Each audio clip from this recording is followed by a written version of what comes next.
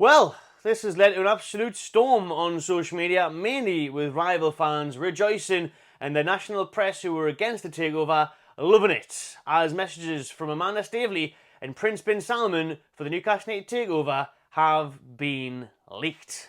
Alright everyone, welcome back to the channel. Happy Monday. Not so much, got beat on the weekend. Anyways, sun is shining and this is a double upload today. I've got a video dropping tonight as well, so make sure you subscribe to the channel if you haven't already.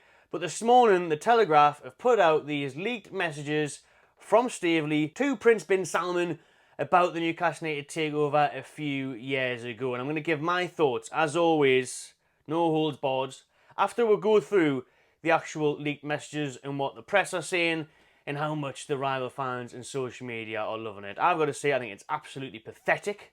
I really do. Bringing this up again. I'm getting into it already. My rant's coming, so stay tuned for the rant. But let's just see what the Telegraph have said and what Amanda Staveley was actually saying during the times of trying to get this Newcastle United takeover over the line, which she obviously did. Thank you very much, Amanda. Okay, so Mohammed bin Salman, Saudi Arabia's crown prince, personally controlled the takeover of Newcastle United by the state sovereign wealth fund. Leaked WhatsApp messages seen by the Telegraph suggest so. The message from Staveley, who brokered the club's sale by Mike Ashley to the Gulf Kingdom's $1 trillion public investment fund, raised questions over guarantees made to the Premier League to secure the deal. So straight away, and you see this all over social media now, they're all saying, right, investigation. We need an investigation on this. Cancel the takeover. Bring back Mike Ashley. Saudis have got to leave. Yeah, can't be having this. This proves it. What a load of absolute nonsense. Honestly, man, but yeah, see, my rant, we'll get at that very, very soon. So at one point when, as we know, there was a huge stall over this deal happening between the Premier League and the government and everyone else, Staveley warned the sellers that the Crown Prince is losing patience, and that's the tagline they have rolled with in this article. When the deal hit trouble, she said the governor of PIF was trying to convince the Crown Prince not to pull out. I'm not surprised. You know what I mean? At the end of the day, he's the businessman. He's trying to get things done. And if he's waiting months and bloody years to try and see some progress on this, he's probably thinking, Jonas, I'll just go and buy bloody Fiorentina or something. I'll go and buy another team that I can do it in 2 weeks. But Newcastle United, oh no, we know how hard that was to make it happen. So these messages that the Telegraph have somehow managed to get their hands on apparently shed new light on the extent of political involvement in the takeover. So from their source, which obviously remains anonymous, they're saying there, we just believe we're being messed around. Again, you're not being messed around, but I can't fight for you if you don't understand it.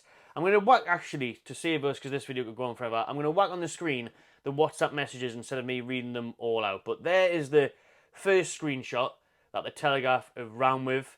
And then they go on to say, Staveley enlisted the help of the Saudi ambassador to the UK to rescue the deal.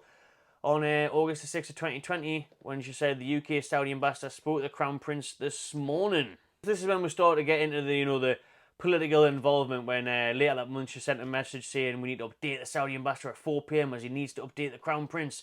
And then in April 2021, Big Boris, then Prime Minister, said his government was not involved at any point in the takeover talks on the sale of Newcastle in a written parliamentary answer. However, Miss Staveley was in direct contact with Lord Grimstone, then the Minister for Investment, and told the sellers of the club that the Minister pushed behind the scenes to make the takeover happen and made it very clear their preference was for the deal to go ahead.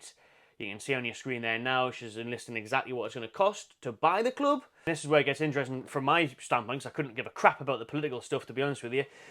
Mike is trying to retrade. If he mentions any change to the agreed price of 305 million plus a cash sweep of 17.5, then the deal is over. Ooh, who would have seen that one coming?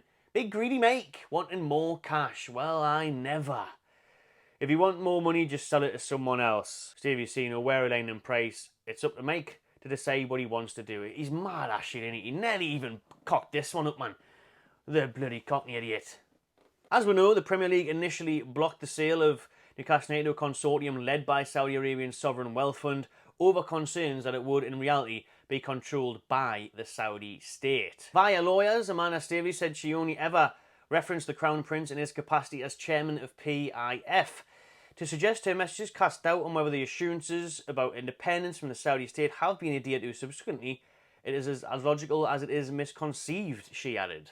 As we know, the sale eventually went through and PIF do own, or did at the time, own 80% of the club. They now own more since Staveley left. We've touched on that in previous videos. We'll not get into that again. And we'll not get into all this stuff from the Telegraph where they obviously are against it. It must be an Arsenal fan or a Man City fan, or just obviously not a fan of Newcastle United, and fairness in the Premier League, that they want another team competing. Even though, as I get into me rant in a minute, we can't do that because of financial fair play. But they go on to talk about all the controversies around the Saudi Arabian takeover. Listen, we talked all about that at the time. Do you know what I mean? I'm sure you haven't got time on this Monday to bloody run through that again. Who cares? It's years ago now. Let's get on with it. Move on. It's worth noting here, back in 2020, when we had all the debate about who was going to be owning the club. Is it the Kingdom of Saudi Arabia? Is it PIF? Is it this? Is it that?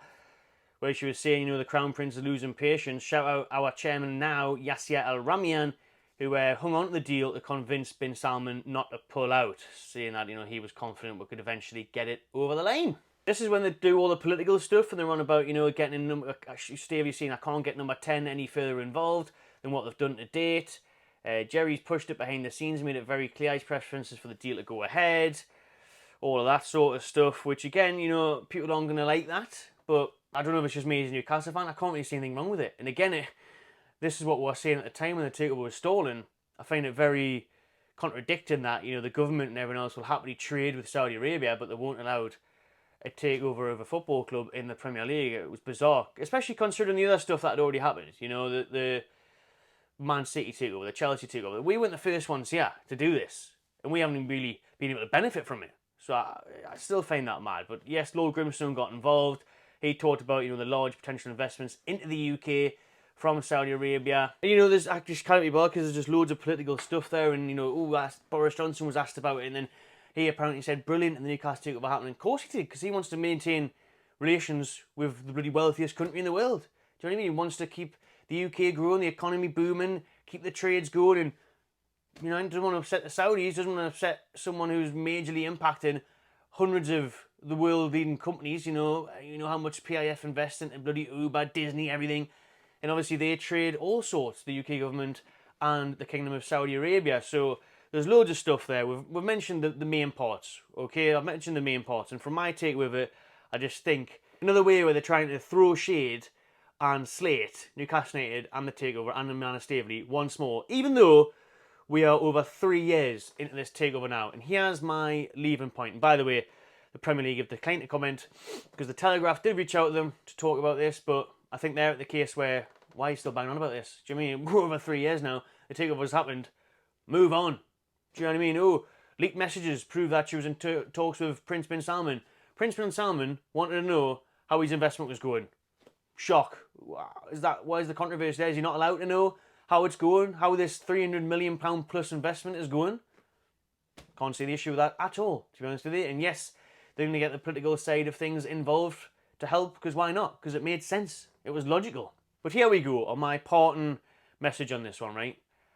All these trying to bring up the stuff about the takeover again, I find it ridiculous and quite hilarious, to be honest with you, because either I'll just get very angry. The fact that they're bringing this up once more when it hasn't mattered a thing.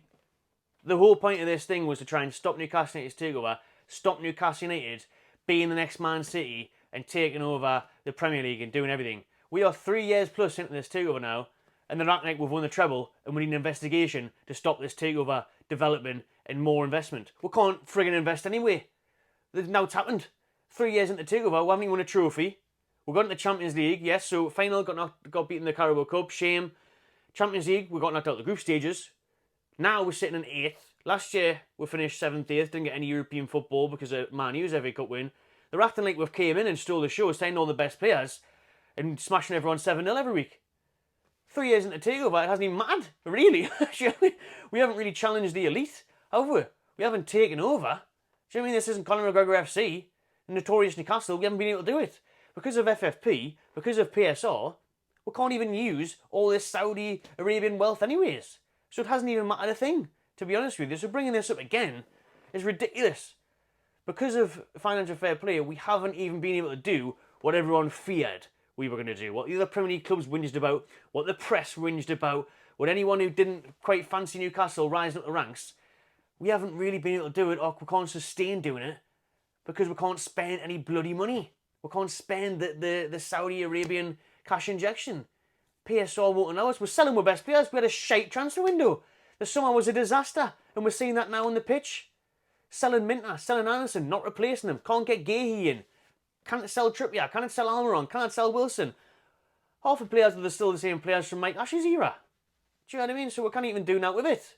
So I find it mental that they're still banging the drum about this and still complaining as if it's had a dramatic effect, because it really hasn't. Do you know what I mean? It really hasn't helped us that much at all. But that is enough for me on this video. I've got another video on a separate matter dropping tonight, so make sure you subscribe to the channel to see that one. And as always, drop your thoughts below, give this one a like, and I'll see you on the next one.